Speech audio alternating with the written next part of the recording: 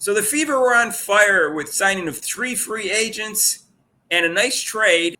Hello, everybody, and welcome to our channel. I'm Mark. I'm Rob. How do my shade?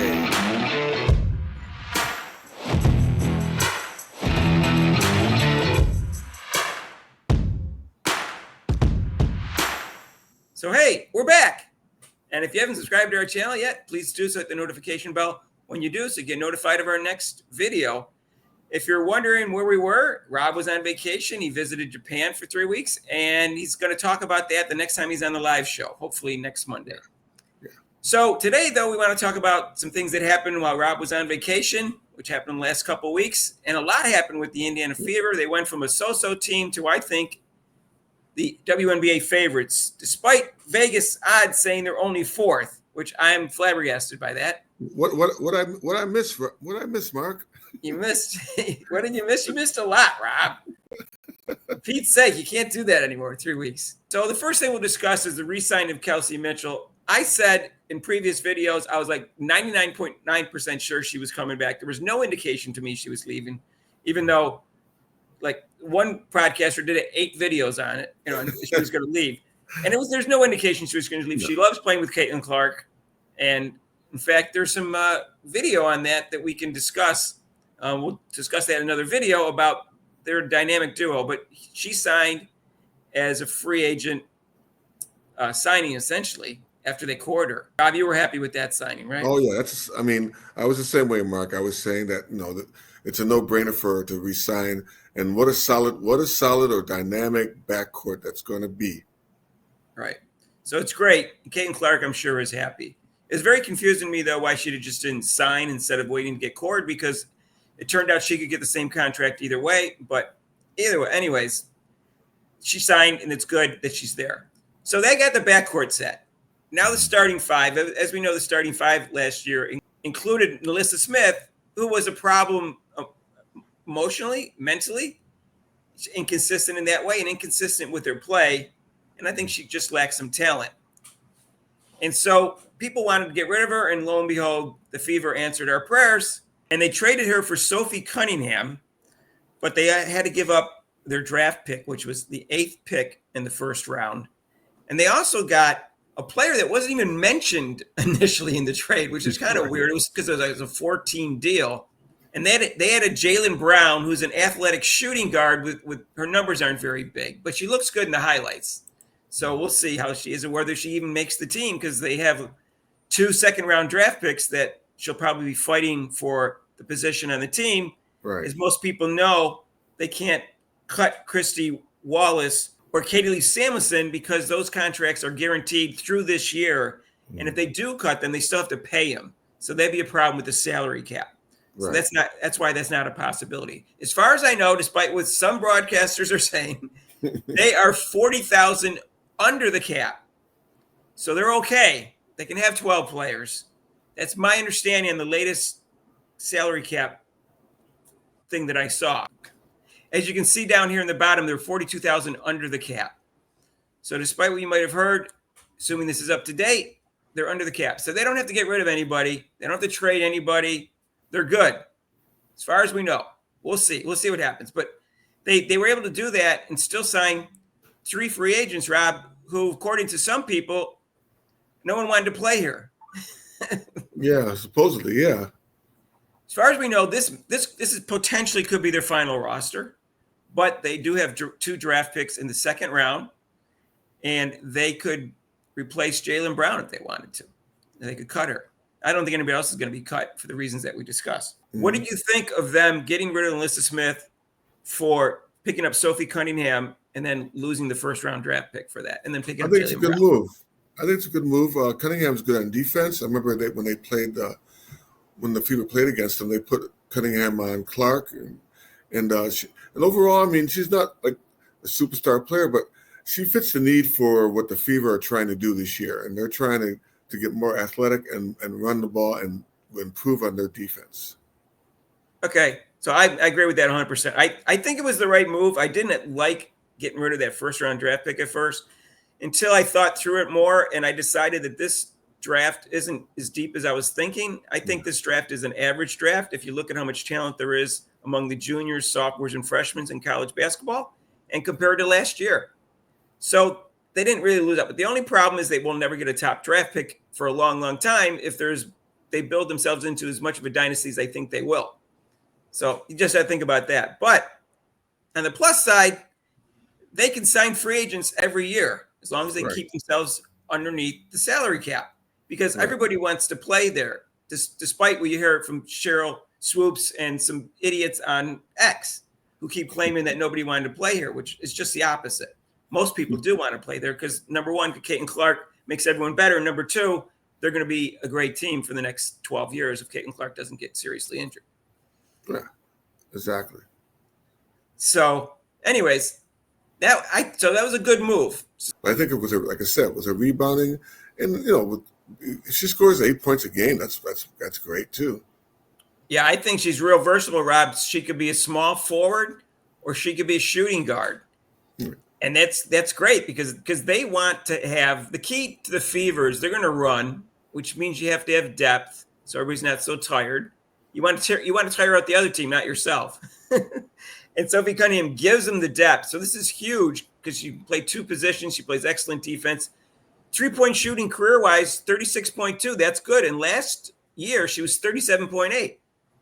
In the postseason, 42.9. So she comes up clutch in the postseason. And her field goal percentage is only 42%, but her 3-point shooting's good. So that's good. She's a great pickup. Jayla Brown. And that's a key word, Mark, when you're trying to form a team and adding with the Fever, they needed more depth. And that's what they're looking for when you're trying to build a team. And that's what they needed last year because once the key players or the starters were out, they definitely dropped off. So. Right, and she's kind of tough out there too. She might not look tough, but she plays tough, and she's a bit of an enforcer, which will help. And I think she'll have Caitlin Clark's back, which a lot of the team didn't last year, at least for most of the year. The only one that even showed much at all was Christy Wallace one time. So, anyways, I think it'll be different this year. I think the coach will have her back. I think the players will have her back. I mean, Natasha Howard seems kind of tough to me. DeWanna Bowner doesn't back down, and these are big women. They're over 6 foot tall. So let's talk about them, Mark. With the first Natasha one, Howard was the first signing, so I guess we'll do her and we'll pick up her stats. But what do you think about the signing of her, Rob? She's a power forward, and again, she adds with my favorite word, defense, to help the Fever, which they needed great. They really needed it. So I think it's a great pickup. Right. Here's her stats. She's 33, but I don't think it matters. She doesn't seem old to me. And again, if they got to replace her in a few years with free agents, they can. So the same thing with DeWanna Bowner, is 37. She plays younger than she is. And if they have to replace her, they can get free agents every year. That's my feeling. Well, also, like I said, they need to add that. They were a young team. I think, the Fever, I believe, were one of the youngest teams. So now they can add a little more veteran and a little more, experience to how to win a championship. She's been there before, so she knows what it's like to be, winning a championship. And this I think, like I said, she's going to make a major factor in the Fever. Right, Rob. She is a 3-time NBA champion as recently as 2020. She was Defensive Player of the Year in 2019 for the whole league, a 2-time All-Star, All-NBA First Team the same year she won Defensive Player of the Year. And she also was 2-time WNBA All-Defensive First Team. So Most Improved Player in 2018. Mm-hmm. I mean, what more do you want for defense and championships? Right. So experience. So that's a great pickup and a big upgrade from Melissa Smith, in my opinion. Well, let's go on to DeWanna. Let's go on to Bonner. DeWanna Bonner, Rob. Yeah. She's targeted, even though she's 6'4", she's targeted as a small forward just because of the way she plays. But it's my understanding, people say that she can guard any position. I believe them because of her height and her athletic ability and her length. And she's so quick and agile for her size that she can pretty much cover anybody. So that's a huge pickup, Rob, defensively. I know you're happy about that as a defensive specialist. All right, so those are her stats, if you want to see her. Like I said, yes, she is 37, but, if they have to sign someone else, it looks like she's still playing well. for DeWanna Bauer, right? Well, she still got. I mean, she still got it. I mean, it's a like I said, when we're trying to build a team, looks like the coach, and she's a proven veteran. She's a proven winner. She knows how to bring together as a team. I mean, this is really these two players right here are fantastic signings, and they'll definitely make a big improvement on the Fever. That's why at least I'm saying that I think the Fever can definitely, if not make the finals, and probably win the whole thing. Oh, I think they should be the favorites. Here's the thing, Rob. She's a 2-time NBA champion, 6-time WNBA All-Star, All WNBA first team once, All WNBA second team once, WNBA All Defensive second team once, and 3-time Sixth Woman of the Year. So she doesn't mind coming off the bench. She was also in the All Rookie team. So that's a huge pickup. You can see her stats in front of you. And I think she's going to add a lot, Rob. You know, 15 points and 6 rebounds. Yeah, but you're noticing a trend here, Mark. I think you're noticing a trend here with what the Fever are doing. Defensive. They had 2 defensive players, and actually 3, like I said, with Cunningham. They're focusing in on defense, which to me, definitely, I mean, yeah, scoring does, you got to score in order to win, but if you can stop the other player's team, especially in the WNBA, I think it matters more. If you could have a team that plays defense, it's going to help a lot. And I forgot to mention, Natasha Howard averaged 17.6 points yesterday and 6.7 rebounds. So she's going to add a lot there. So that's going to be great. And they got a really good defensive. Last year, as all Fever fans know, in the beginning of the year, they were 12th. They worked themselves all the way up to 11th in defense. They were number 1 in offense, but they were terrible at defense, despite the fact that Christy Sides was supposedly a defensive coach. So right now, their defense has improved dramatically.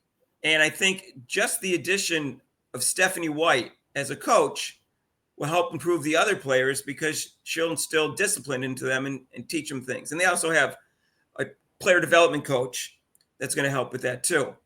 So, because Kelsey Mitchell and Caitlin Clark were not always the best defenders, especially on ball defense. And I think that will improve this year. So they're going to have...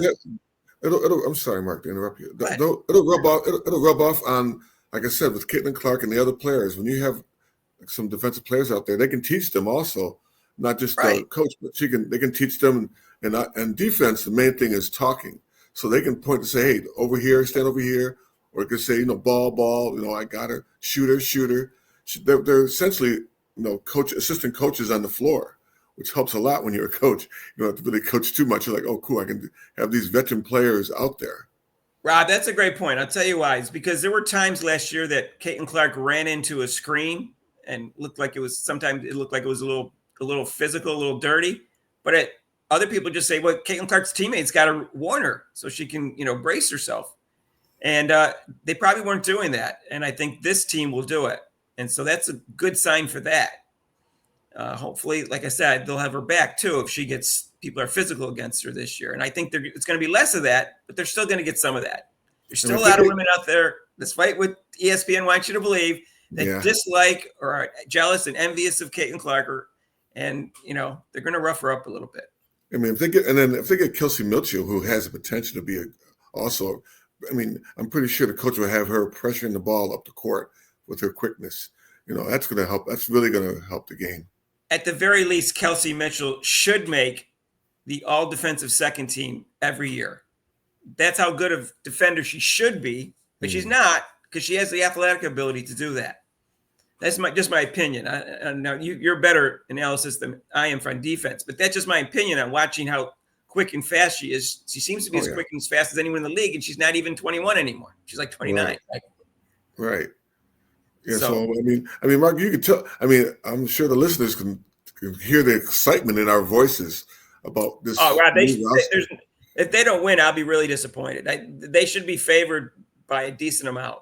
I'm shocked that they're 4th right now in Las Vegas odds. No. People are underestimating Caitlin Clark and how she makes everyone better. And the fact that the change in the coach will make a huge difference. Let's just think about that. They won 20 games last year with a lousy coach, and basically it's because Caitlin Clark figured out how to run an offense that made him dangerous. And they should have won 25 or 26. That would have put them very close to the other teams in the league. That and they've upgraded a lot. Now this year there's 44 games, but they should win at least 35 games. Yeah, the close games that they were leading in the third quarter, and then everybody who's watched the season, they're like, oh, here it is, that third quarter or that fourth quarter. Now I think we won't be saying that too much because now they'll have these veterans out there who know how to win the game, what it takes to win, and Caitlin Clark will be a lot happier, and then a lot of pressure will be off of her, but it's going to be. I think she's going to shine. This is really going to make her shine. So all these moves were home runs. Now we're going to go to the last move, Rob, which there's some controversy about that. Two broadcasters thought it was a terrible move. I don't agree with them. Other ones loved it. I don't agree with them either, but it may have been the right move. And there just recently came out a couple of days ago that Caitlin Clark requested they get Sydney Colson. And they couldn't afford to have two backup point guards or 3 point guards on the roster because they can't drop Christy Wallace and Katie Lou Samuelson because of the gosh darn guaranteed contracts. Mm-hmm. And they wouldn't have enough room for the cap. So they had to make a choice between her and Grace Berger. And I think it was a tough choice. Grace Berger got signed the other day by the Minnesota Lynx. And she'll get some playing time, or I'm assuming they wouldn't have signed her, and we'll see how good she could become. She's burning up in Europe. That doesn't mean anything to me. She didn't get much of a chance last year, so I don't know how good she is. I know what her college stats are. I know what her stats are. That doesn't tell me how good she is because she didn't play any quality minutes in the WNBA. She did 2 years ago, but I didn't see it. So all I know is I think they were doing her a favor. They were saying to her, listen, Caitlin Clark's going to play 34 minutes. You're only going to get 6 minutes. We have 2 shooting guards. We don't need you to be backup shooting guard either. You're going to get 6 minutes. You're not even going to develop as a player. We'll do you a favor. We'll release you now. And they released her before Saxon.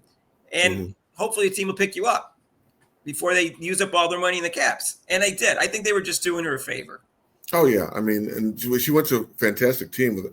Though I don't like the coach, her concept as far as defense and playing, the motion offense and things, she's going to a great team that will definitely probably bring out her. Who knows? She might be that sleeper player that brings out her talent. Now, the reason I have mixed feelings is she could turn into a great player. And then it looks like a mistake. But at the same time, it looks like she was going to play 6 minutes for the next 12 years. She's almost the same age as Caitlin Clark.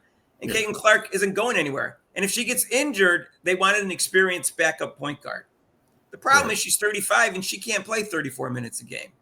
Right. So, but Grace Berger could because she's young enough. So there's some pluses and minuses of this deal, Rob. This decision to bring in Sydney Colson, who's supposed to be the joke face of the league and the funniest person in the league, but he posted this really despicable post about Monica Cesano. In this, and everyone's probably seen it by now, it looks like Gary Busey to me. And then there's a picture of Monica Cesano like they're twins. And that's very insulting. Caitlin Clark is very close to Monica Cesano, if I'm pronouncing her name right. And so, but Caitlin Clark supposedly said she wanted Sydney Colson. So I guess she's overlooking that because she wanted a veteran point guard that added, something to the locker room. She's funny, whatever. So I have mixed feelings about her, Rob. What do you think? I agree with you, Mark. With Berger, she wouldn't have got that many minutes. So, why let her sit there and let them torture her like that? I think it's a good move to let her go do her thing and to see what kind of talent she can be. Like I said, she might be a sleeper. She's playing well overseas. So we'll see what happens. She's going to they didn't send her to the wings, like it was a bad team. They sent her to a good team. So I think this was a move not for the regular season, because if that was the case, Grace Berger would still be here. It was a move for the playoffs. And the reason is if Caitlin Clark gets injured or they needed some quality minutes in a close game, they wanted a veteran point guard to do that. And supposedly people say she played a great fourth game. The stats don't show it, but she played a great fourth game when Chelsea Gray went down in the championship game, which would be about 2 years ago. And they won that game by 1 point. And she played quality minutes. And she plays good defense, too. So she's got a lot of energy for her age. So her numbers aren't big, but they don't need her to score when she comes in for 6 minutes a game. They got lots of scorers on this team. Mm-hmm. And she may be playing with people who can score, like Sophie Cunningham comes off the bench or whatever. So we'll talk about the starting lineup and the rotation later on. But I think they have depth now. And I'd be really disappointed if they don't win it. Now, some people, delusional people, are saying that the commissioner made this happen. The commissioner made sure that Caitlin Clark got free agents. So they're illegally stacking the deck for Caitlin Clark. I will say, though, it will look bad if they're healthy at the end of the year and they don't win the championship, in my eyes, because I think they have the best team on paper. Yeah. But I think if they're healthy, this team will win. Now, again, they have a 33-year-old and a 37-year-old. They might not be healthy at the end of the year. I think the Fever are going for it this year. They're just going off with this year. They are. And see, for people that are complaining about the one-year contracts and like a one-year team, I think none of the players wanted to sign a contract more than 1 year because the collective bargaining agreement ends at the end of this year. So I think that was done. Everybody wanted the one-year contracts because they feel they're going to be able to get more money next year, which, of course, they're going to have to increase the cap if that's the case. And I don't know what I didn't look this up with the cap. It does have it probably set for next year, but if they have a new collective bargaining agreement, I guess the cap can change. Mm-hmm. So that'll make it easier for people to sign more free agents and put more money into them. So anyway. Mark, I was excited, though I was over Japan. I did see these moves, and I was excited. I was chomping on the bit to come back here and discuss it. And it looks like were you screaming things in Japanese, Rob, like certain words in Japanese to say how excited you were? No, I don't know. I don't want to, I can't say, but yeah, it was. I mean, it was very, All right. So all these moves were home runs, and one might have been the right move. Sydney Colson. You can make arguments the other way. I don't think it's a disaster unless she gets injured like early in the year, and then we have a backup point guard because she's 35. But I don't think it's a disaster. I think in the playoffs, it's probably the right move. But it's a shame for Grace Berger that, you don't have this point guard that could develop yourself. But I think they did her a favor. There are fewer than 100 days left, Rob. There are 97 days to the start of this season, May 17th. Of course, they'll have a couple preseason games before that. We'll get some idea in terms of how the team will start, who will start, and how the team will gel. I think Caitlin Clark is going to get her first MVP and her first championship in her second year. And I know it won't quite the hate. I know it won't quite the Hatelins. They'll say, "Oh, they had to stack her team for her to win a championship." Rob, here's what I'm going to say. I'm going to say this in another video too. Unless Caitlin Clark wins a championship with 4 high school freshmen, they're always going to say, "Oh, she had too much help. She couldn't win it without that much stuff." Unless she did that. Because they wanted her to win a championship in college with no 5-star recruits. She had no 5-star recruits her entire 4 years that she was there, and she had only 2 4-star recruits that actually started for the team. That's it. I'm gonna coin a new phrase, Mark, with the Hatelin fans. I'm gonna call them the Hatelin fans. That's what they're called now. They're called Hatelins. Yeah, Hatelins. Yeah. And they're never going to give Caitlin Clark her due, no matter if she wins a half a dozen MVPs and a half a dozen championships. They're always going to say, "Oh, well, she had to have a good team. The media just voted for her because she's white or whatever reason, because she's so popular." They'll find something. They'll find something. The commissioner rigged the league for Caitlin Clark.